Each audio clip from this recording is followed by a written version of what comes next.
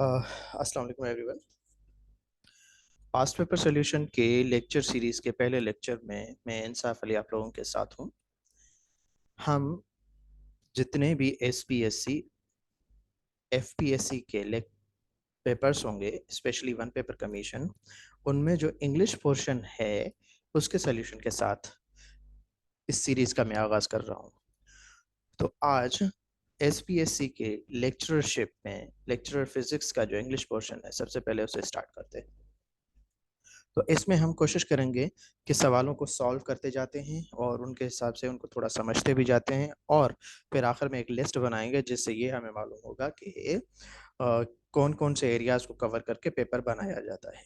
तो सबसे पहले जो हमारे पास वर्ड है, क्वेश्चन है, that is the antonym of heartfelt is loving.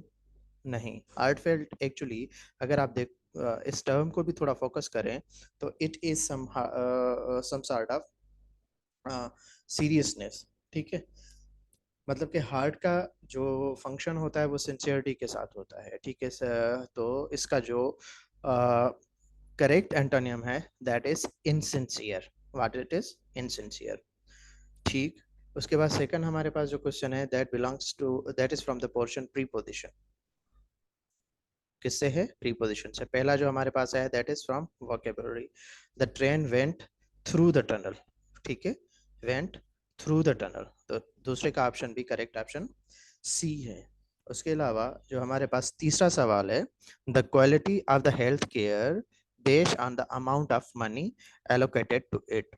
अब यहाँ पर एक ऐसा मतलब कि हमसे सवाल पूछा गया है जिसमें दो जो क्लासेस हैं, ठीक है, इनका एक दूसरे के साथ एक किस्म का रिलेशन जाहिर करने के लिए किसी वर्ड को हमने चूज करना है। ठीक है, और ये जो सवाल है ये हमसे पूछा गया है correct usage of verb form. ठीक है, करेक्ट वर्ब यूजेज भी हम इसे कह सकते हैं, या इसे हम कहते हैं टेंसेस का यूजेज भी हम कह सकते हैं। ठीक है, सो यहाँ पर अगर देखें दो, जो यहाँ पर एक वर्ड है द क्वालिटी, ये किससे जाहिर कर रहा है, किसको जाहिर कर रहा है? आई मीन के सिंगुलर है या प्लूरल है? तो ये सिंगुलर है। ठीक है, तो अगर सिंगुलर है तो इसके साथ भी वर्ब की सिंगुलर फॉर्म लगनी चाहिए। ठीक है, अगर फॉर एग्जांपल हम फॉर्म बी को देखते हैं डिपेंडेंट, तो ये वर्ब नहीं है। डिपेंडिंग, तो डिपेंडिंग से पहले हमारे पास कोई ना कोई यहाँ पर जो है ना हेल्पिंग वर्ब लगना लाजमी था, यानी कि बी वर्ब्स जो होते हैं वो लगना लाजमी था। तो हेल्थ केयर के बाद कोई भी हेल्पिंग वर्ब नहीं है, तो ये भी करेक्ट नहीं होगा। और डिपेंड जो है ये प्लूरल वर्ब है, तो हमारे पास जो करेक्ट ऑप्शन है दैट इज डिपेंड्स। ठीक, उसके बाद जो अगला हमारे पास सवाल है, द सिनोनिम ऑफ एम्बेजल। अब जो वर्ड एम्बेजल है इसका जो सिनोनिम है it is miss appropriate. What it is? Miss appropriate. ठीक है, उसके अलावा ये सिनोनिम है, यानी कि आपका वोकेबलरी से सवाल। उसके अलावा the antonym of stale. Antonym of stale, stale का मतलब होता है कोई भी ऐसी चीज जो बोसीदा हो, यानी कि ओल्ड हो। ठीक है, तो बाकी जितने भी है बातें हैं इसमें सवाल मतलब के ऑप्शंस हैं वो somehow they resemble with they associate with old things, तो इसका करेक्ट ऑप्शन जो है दैट इज सी। ठीक है, उसके बाद क्वेश्चन नंबर 6 है the professor told her student about the project months in advance.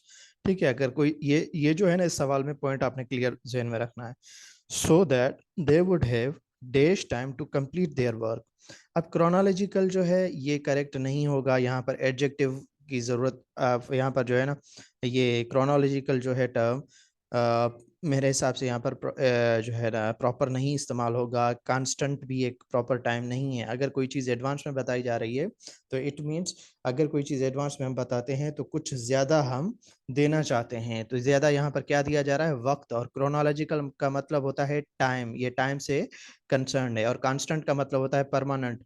Permanent के लिए कोई चीज़ एडवांस में नहीं बताई जाती। इनसफिशिएंट अगर लेट होता तो इनसफिशिएंट कहते। तो ये यहाँ पर जो वर्ड एम्पल है, एम्पल का मतलब होता है सफिशिएंट। ठीक है, तो वो जो प्रोफेसर है उसने बताया भी एडवांस में इसीलिए कि कोई भी वो जो टाइम है ना वो उनके पास एम्पल टाइम हो, सफिशिएंट टाइम हो, जैसे वो अपना काम कर सकें। उसके बाद क्वेश्चन नंबर 7 है यहाँ पर, there is no point, sorry, I am worried dash the exam. अब यहाँ पर जो सवाल है क्वेश्चन नंबर 7 है, इसमें किसी चीज के लिए वर्ड एक किस्म का रिलेशन दिखाया जा रहा है, ठीक है। इस वरी का किसके हिसाब से, इसके हिसाब से मीन्स कि ये वरी अगर कोई इस एसोसिएशन प्रीपोजिशन में जाहिर की जाती है तो उसमें मोस्ट प्रोबेबली हमारे पास जो प्रीपोजिशन होता है अबाउट दैट इज यूज्ड। तो यहाँ पर सवाल क्या होना चाहिए, देर अच्छा इसका करेक्ट आंसर क्या है, B, that is about, I am worried about the exam. इसके बाद है हमारे पास question number 8, there is no point arguing. ये बहुत ही टिपिकल सवाल है, ठीक है। ये पॉजिटिव साइंस में दिया है तो इस वजह से जो है हमारे पास क्या कहते हैं, इसका आंसर जो है ना चेंज होगा, ठीक है। अगर फॉर एग्जांपल इसे हम क्वेश्चन में देते देयर इज नो पॉइंट, यहाँ पर सिंपली इसी सेंटेंस के लास्ट में अगर हम ये पॉजिटिव है क्वेश्चन मार्क लगा देते तो इसके यूज में फिर चेंज हो जाता। यहाँ पर इसका करेक्ट ऑप्शन क्या है, there is no point in arguing, ठीक है। तो करेक्ट ऑप्शन यहाँ पर क्या होगा, इन आर्ग्यूइंग। अगर यहाँ पर क्वेश्चन मार्क इस्तेमाल किया हो जाता तो यहाँ पर ओवर होगा, ओवर ओवर होता, ठीक है। उसके बाद क्वेश्चन नंबर 9 है, ही dash daily for a year now.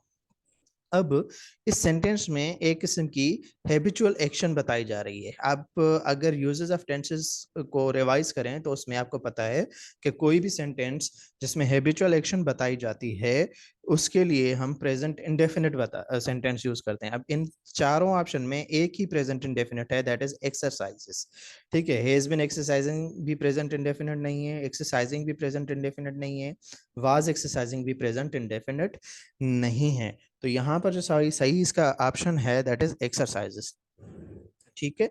उसके बाद है क्वेश्चन नंबर 10। क्वेश्चन नंबर 10 क्या है, if you had followed the rules you dash disqualified. अब यहाँ पर एक ग्रामर में टॉपिक आता है सीक्वेंस ऑफ द वर्ब्स। क्या आता है, सीक्वेंस ऑफ द वर्ब्स। अगर इसका एक और कॉमन नेम जो हम पढ़ते हैं अगर उसे देखें तो इसका ना, इससे हम कहते हैं कंडीशनल सेंटेंसेस। क्या कहते हैं हमें, हम कहते हैं इन्हें कंडीशनल सेंटेंसेस। तो ये जो क्वेश्चन नंबर 10 है, it is from the sequence of the tenses or the conditional sentences, ठीक है। तो इसमें क्या है कि अगर कोई भी कंडीशनल सेंटेंस है उसका पहला पार्ट पास्ट सिंपल में है, ठीक है, तो इट इज नेसेसरी कि उसका सेकंड पार्ट जो होना चाहिए वो फ्यूचर सिंपल में होना चाहिए। किसमें होना चाहिए, फ्यूचर सिंपल में होना चाहिए, ठीक है। तो इसको मजीद समझने के लिए, इस एरिया को समझने के लिए कंडीशनल सेंटेंसेस को पढ़ना लाजमी होगा। If you had followed the rules you will not be disqualified.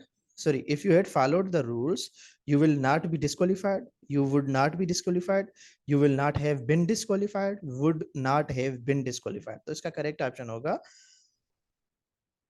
A, that is you will not be disqualified. तो आप लोग इस इन एरियाज को नोट कर लें और अगले पेपर्स में अगर आप जिस पेपर में भी अप्लाई हो रहे हैं तो इन्हीं एरियाज को आप जरूर फोकस करें।